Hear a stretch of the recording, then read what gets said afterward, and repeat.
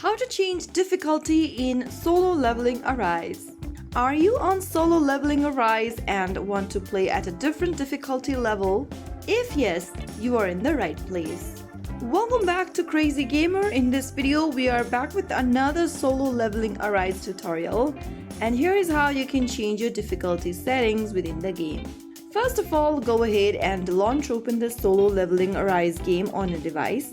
From the main home page, go ahead and look for the mission tab right next to your character on the right corner and tap on it.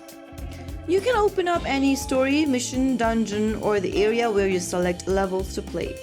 Once you do that, you'll end up in this page where you need to go ahead and select your level and click on Move. On the next page, you'll be able to see the difficulty button at the bottom right corner. Tap on it, and here you can increase or decrease your difficulty by tapping on the minus or the plus button.